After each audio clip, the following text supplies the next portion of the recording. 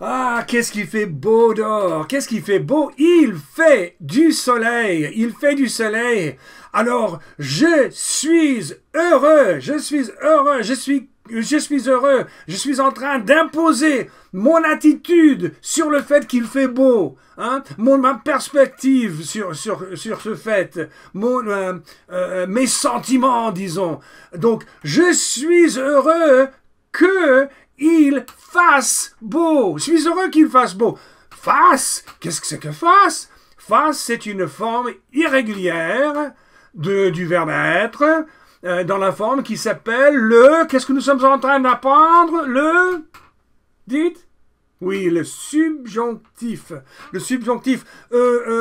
Vous êtes ici. Vous êtes ici avec moi actuellement. Alors, il est bon, il est super, il est bon que... Donc je suis en train maintenant d'apporter un jugement, une opinion, mon opinion sur le fait que vous êtes ici. Vous n'êtes pas forcément d'accord avec moi, mais il est bon que vous soyez ici. Il est très bon que vous soyez ici avec moi aujourd'hui.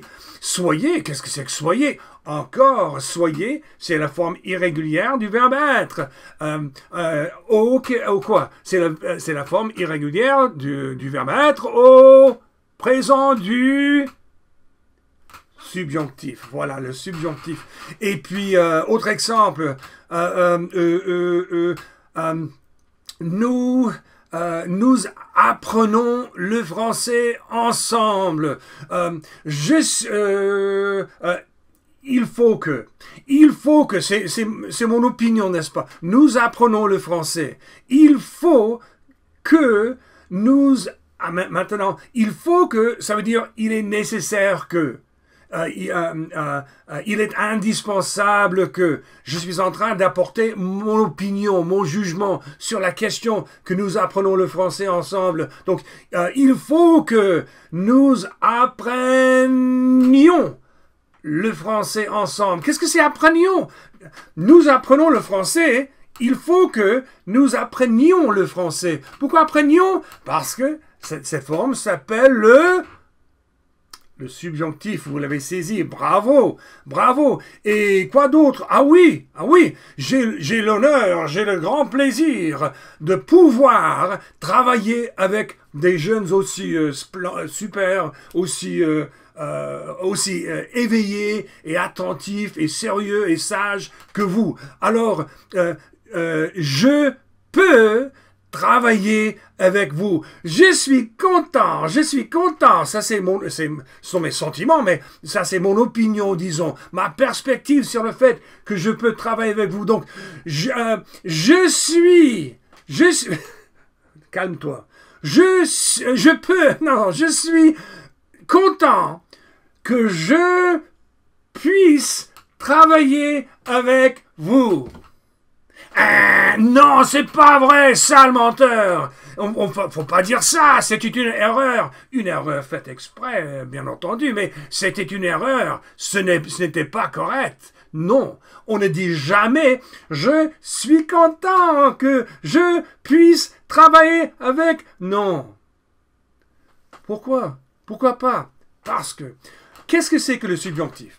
Le subjonctif, ça s'utilise, c'est une forme qui exprime l'idée que un jugement, une opinion, une perspective, une attitude est en train d'être appliquée, imposée sur une certaine activité qui se situe dans la deuxième partie de la phrase. Il y a deux parties, la clause principale normalement et la clause dépendante. Ces deux parties de la phrase séparées par que, le mot que. Alors, il doit y avoir des sujets différents afin d'avoir cette structure avec deux clauses, deux parties de la phrase séparées par que. Parce que s'il n'y a pas de différence, il n'y a pas de clause. Il y a une seule avec un infinitif. Ça veut dire avec un verbe supplémentaire. Hein? Je vais vous expliquer. Tout à l'heure, j'ai dit « Je suis heureux qu'il fasse beau. » Il. Ensuite, c'était « Il est bon Donc, il est bon que vous soyez ici. Il et vous. Des sujets différents, n'est-ce pas? Et puis, le troisième exemple, c'était il faut, je pense que c'était ça, il faut que nous apprenions. Non, c'était, je ne sais plus. Il et nous. D'accord? Donc, il y a une différence. Cependant, quand j'ai dit « je suis content que je... » non, il n'y a pas de différence entre les deux sujets, les deux pronoms personnels ici. Alors qu'est-ce qui se passe? Bon, avec un sujet, un verbe et un infinitif. Donc, au lieu de dire « je suis heureux que je puisse travailler avec vous », non, c'est « je suis heureux de... » travailler avec vous. Je n'ai pas besoin de répéter « je » une deuxième fois. Hein? C'est une structure plus simple, plus facile à employer, je suppose. Mais il ne faut surtout pas utiliser le subjonctif avec cette structure-là, hein? Mais plutôt tout simplement un sujet, un verbe, un infinitif. Je suis heureux de pouvoir travailler avec vous. Voyons donc des exemples dans cette leçon 8-13, et je pense que ça va vous aider ça va concrétiser en fait les deux structures qu'il faut employer quand il faut employer l'une ou l'autre, et aussi quand il faut employer le subjonctif. Donc on y va, nous sommes dans la section numéro 2 de la leçon 8.13. Alors, comme vous voyez, nous sommes dans cette section.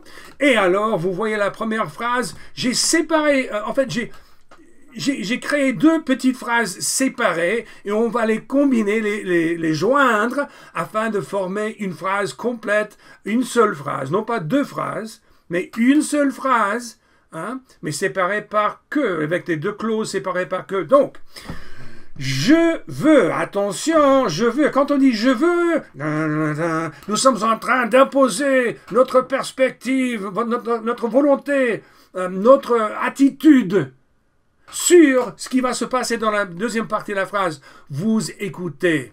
Donc, ça, on ne va pas dire vous écoutez, nous savons déjà. On va dire je veux. Qu'est-ce que c'est que ça? Oui.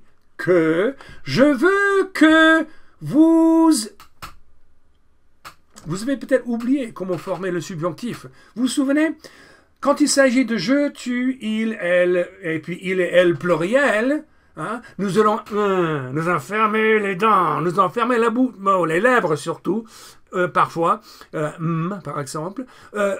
Sinon, on va fermer les dents sur une dernière consonne. Vous comprenez, une consonne, n'est-ce pas? Une voyelle, c'est A, E, I, O, U. Tout ce qui n'est pas voyelle, c'est consonne, d'accord? Donc, j'ai dit « et ». Est-ce que j'ai dit en espagnol « et » A-E-I-O-U. Je ne sais pas ce que j'ai dit. Bon, alors, donc, par exemple, sortir, au lieu de dire « je sors », je vais dire « je sors » si j'utilise le subjonctif. Au lieu de dire « il part », on va dire « il partent ». Au lieu de dire tu entends, on va dire tu entends de. D'accord? Donc, avec le subjonctif, en formant le subjonctif oralement, nous allons fermer les dents sur une dernière consonne, si c'est possible. Parfois, ce n'est pas possible. Par exemple, jouer. Jouer n'a pas de consonne. Il n'y a pas de consonne à la fin de la racine, la première partie du verbe jouer. Donc, il faut que tu joues. Il faut que je joue. Je veux qu'il joue.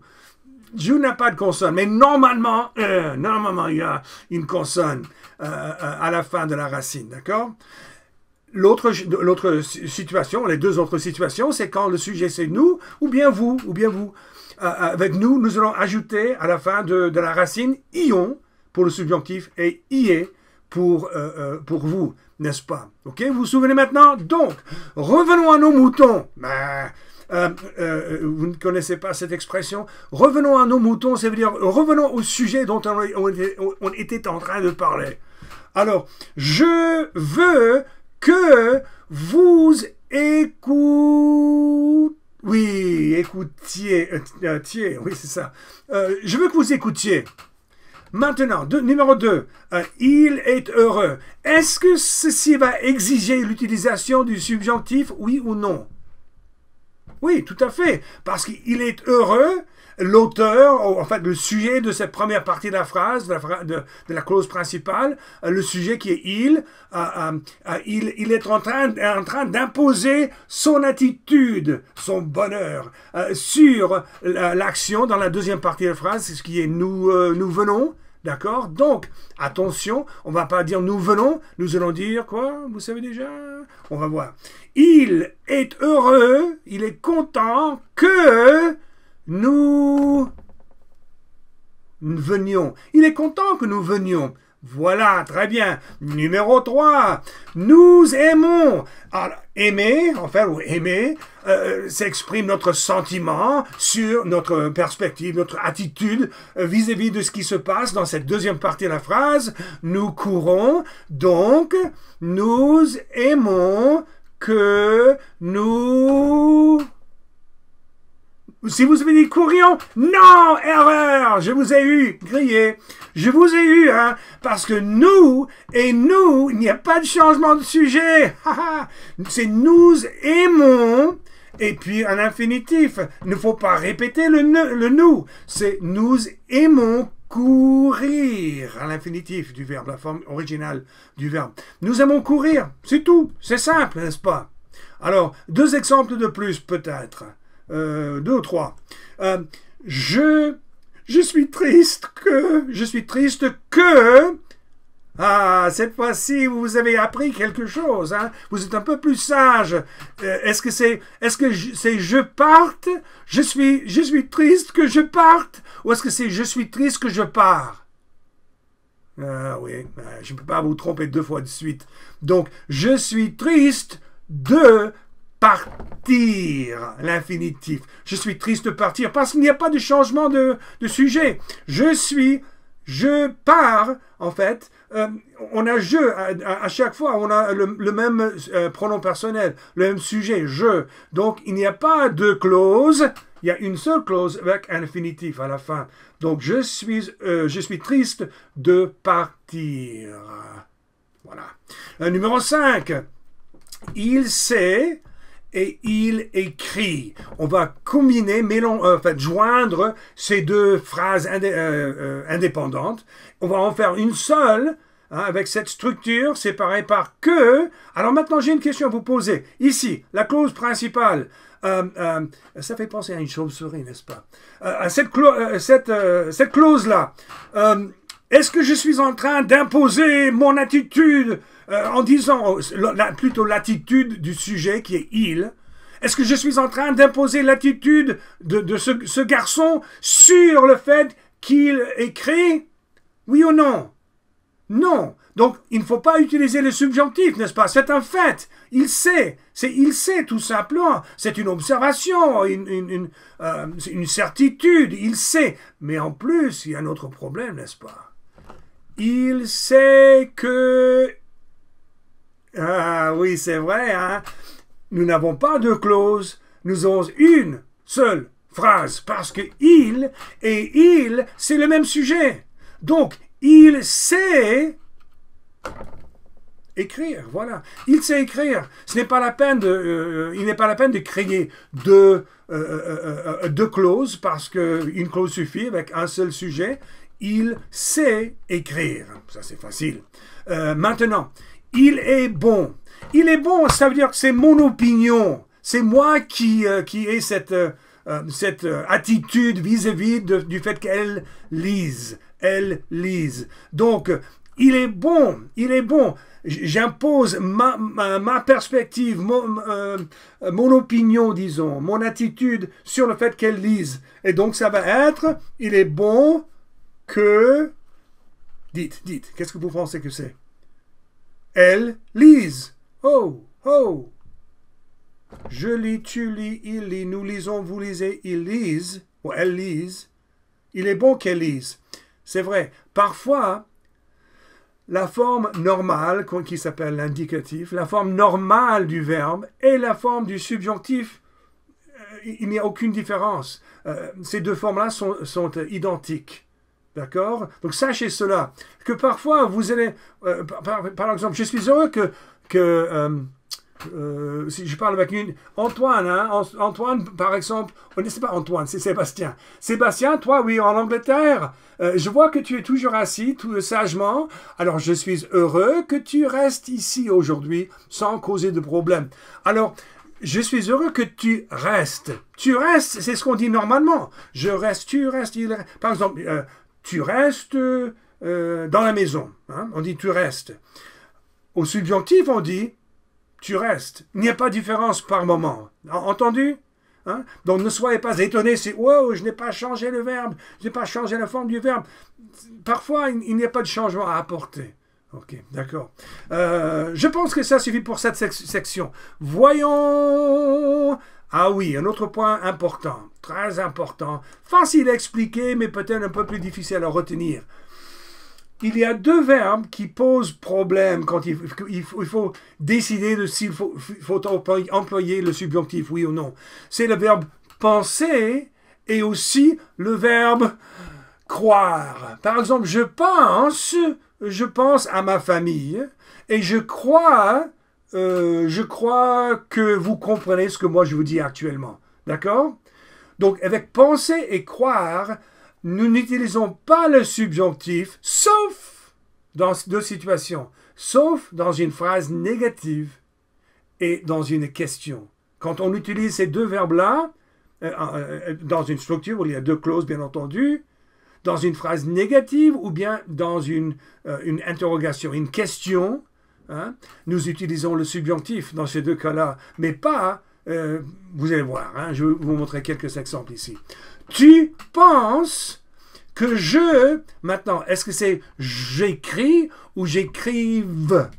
Tu penses que j'écris ou tu penses que j'écrive bien? Ça, c'est bien. Tu penses que j'écris, tu penses que j'écrive bien. Bon, vous ne savez peut-être pas encore, mais c'est j'écris. Ce n'est pas le subjonctif. Je ne vais pas fermer les dents, les lèvres et tout ça. Parce que, à l'affirmatif, quand ce n'est pas une négation, quand ce n'est pas une question, penser n'exige pas l'utilisation du subjonctif. Mais, quand il s'agit d'une question, tu ne penses pas que j'écrive bien. Si, j'utilise le subjonctif quand c'est une négation. Tu ne penses pas que j'écrive bien. Ok, d'accord? Donc, tu penses que j'écris bien, tu ne penses pas que j'écrive bien.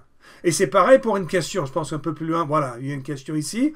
Vous pensez que nous avons de l'argent? Vous vous trompez largement. Vous pensez que nous avons de l'argent? D'accord? Nous avons, ça c'est normal. C'est la forme qui s'appelle l'indicatif, la forme traditionnelle, habituelle. Mais là, une question. Est-ce que vous pensez que nous ayons de l'argent? Ayons, c'est le subjonctif, la forme irrégulière du subjonctif du verbe avoir. Donc, encore une fois, vous pensez que nous avons de l'argent? Est-ce que vous pensez que nous ayons de l'argent? Donc ça, c'est le but de cette section-là, c'est de vous rappeler que les verbes penser et croire utilisent le subjonctif seulement dans des négations ou bien dans une question. Je pense que ça, c'est tout ce que je voulais vous apporter aujourd'hui comme introduction. Maintenant, c'est à vous de vous appliquer à vos exercices et nous nous reverrons bientôt.